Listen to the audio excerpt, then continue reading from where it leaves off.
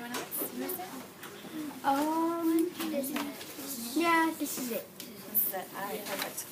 Alright, well before we jump into our book today, what is it? What is our title? Catastrophic storm.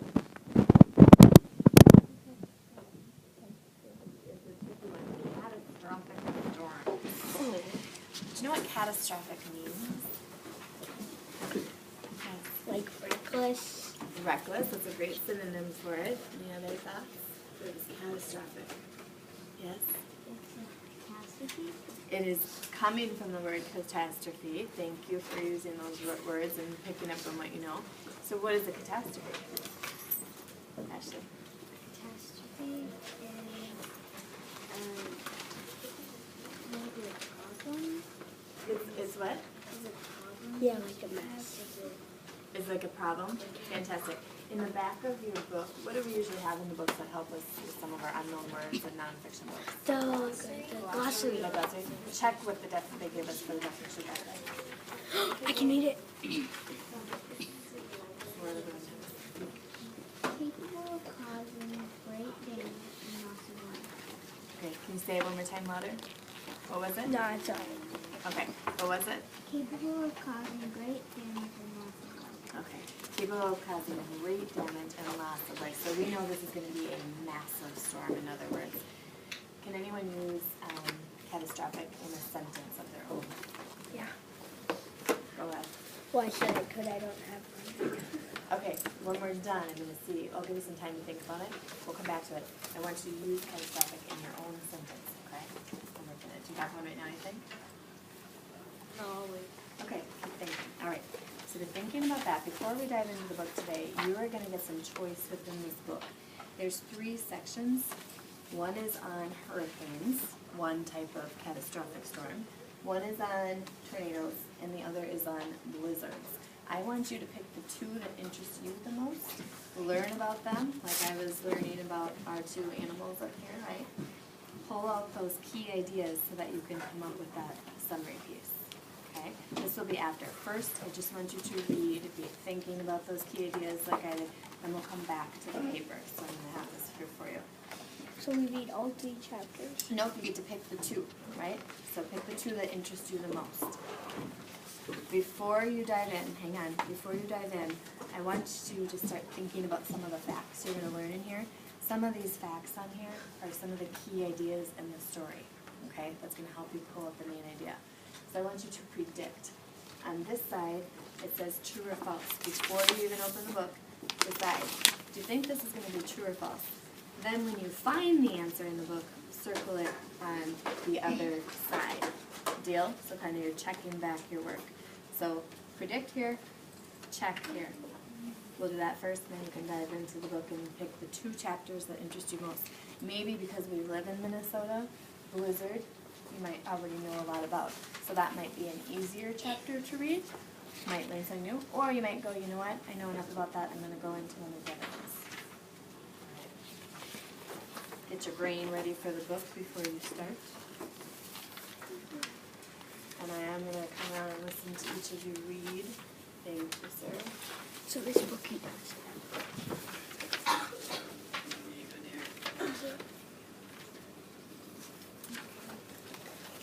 I'll leave this down here for when you're ready for that piece.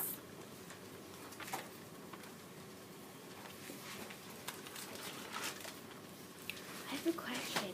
Yeah. What if we don't read the chapters that these are in? What's that?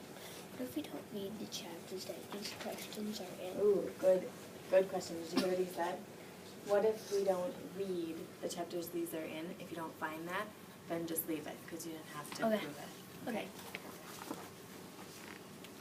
But make sure that you're sure that you didn't read that part. Okay. All right. Well, how do we know what the author's purpose is? How? It's like onto the whole book. So right now you're going to predict. When you get there, you'll decide. So do you have a prediction right now? We don't really know what we'll be talking about. You're right, you don't. You can only have the picture and the title to go by right now. So just make your best guess.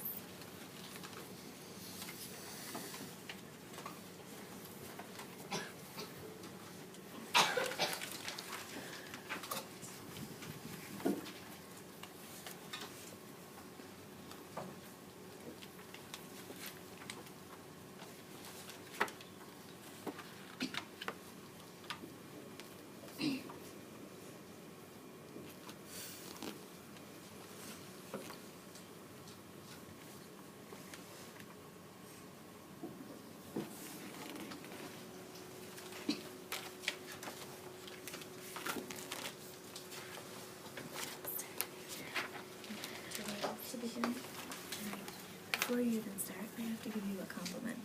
When we were on the front cover and we said catastrophic, your brain automatically went to, hey, that's from catastrophe, that word.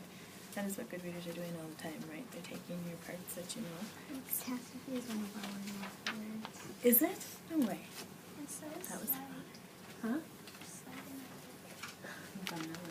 Thank you for being careful. I love that you did that. All right. Can I listen to you for a minute? Tornadoes. What is a tornado? A tornado is a severe windstorm. It's a rotating or spinning cone of air. Connected as a Wellington tube or a big spinning planet. Often, it is wider on the top and narrower near the ground. A tornado is often called a twister. That's because of its twisting, spinning motion. These twisting columns of air may be hard to see at first, but as the air twists, it sucks up dirt and dust. The whirling dirt and dust makes a tornado look gray or even black. The noise a tornado makes can be even more frightening than how it looks. Many compare it to the sound of lightning rolling down the track. A tornado is much smaller than a rocket, usually smaller than less than a mile in Stop for a second. I noticed you decided to skip over that part. What made you decide to do that? It doesn't really think that it matters how many kilometers. I don't think it matters how many kilometers. And so, why are the parentheses there? Because if you want the exact measurement, then some other measure. Good. So for that part, you just skim it. So tell me, just based on this chunk right here, what would you say the main idea is that you've gained so far in your own words? Tornadoes are, well, it's mostly what a tornado is, Mm-hmm. the first question. But it's, Good. So you're going back to using that title. Perfect. And what would be one thing you learned in your own words? I didn't know why the tornado was gray or black. You went. I didn't know why tornadoes were gray or black. And what did you learn? That they're like that because of the dirt and dust. That I like that. Great. Okay. Keep going. Keep asking yourself. Just pause like you just did. That was perfect. Just say, okay, I got that main idea. Sounds like you already have a big clue of what's the details and what's not there. I'm going to pull that into your summary at the end, right? So if you want to stop to write down a few key ideas in there, do.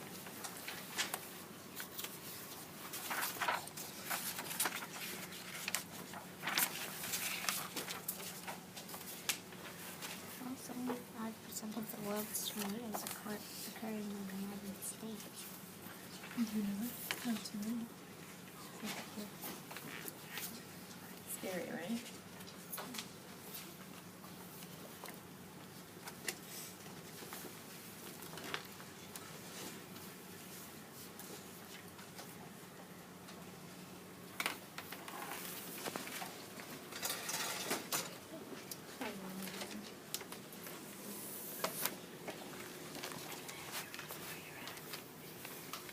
A tornado is a severe windstorm. It is a lightning within current of air.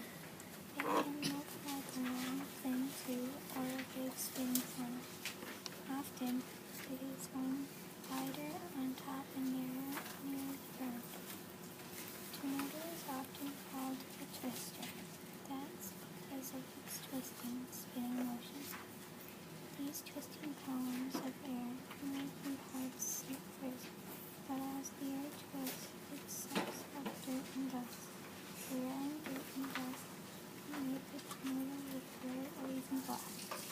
The noise the tornado makes can be even more frightening than how it looks. Many compare it to the sound of a freight train rolling down the tracks. A tornado is much smaller than a typhoon, usually measuring less than a mile, 1.6 kilometers in length. Perfect. Stop for a second. What would you identify as the main idea?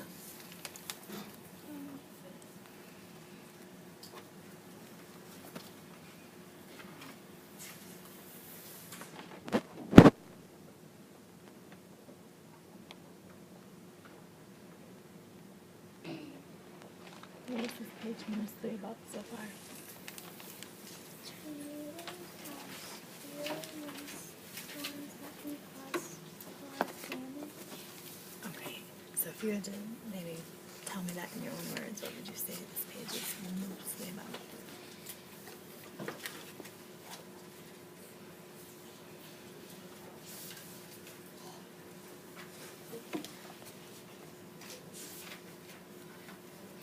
Would you, so we've got a good title here, what is a tornado? So I would maybe conclude that this whole part is going to be describing for me what a tornado is all about, and we learn lots of details. For example, one of the details told us another name for tornado. What did they say it was? A twister Perfect. And then why does it get dark when it goes up in the sky? because of the dirt Okay. and dust. And what did they compare it to sounding like? A train going down the track. They're doing perfect. You did a really great job remembering all those details now, just pulling those together to get that main idea, right? Keep reading, you're doing fantastic. Thank you.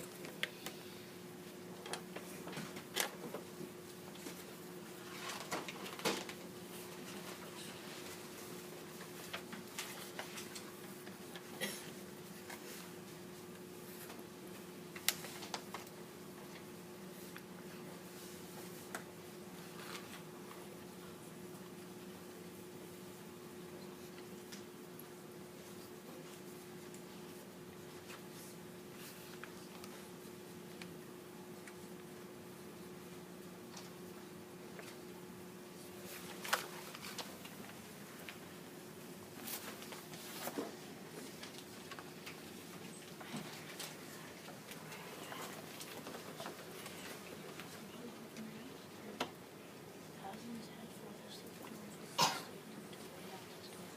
Evacuation orders are also issued by the governor of Mississippi for all towns and cities along the coast.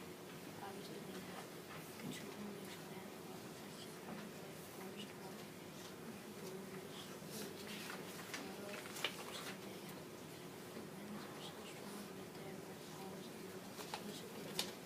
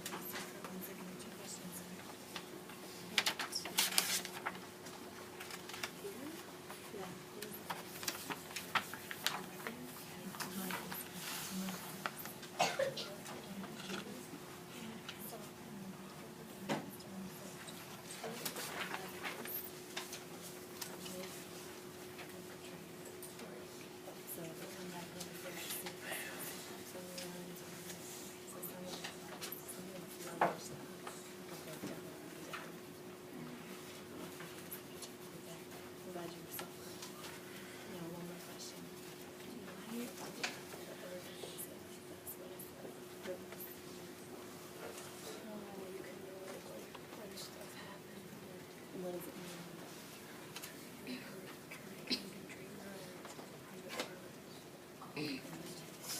Do you remember?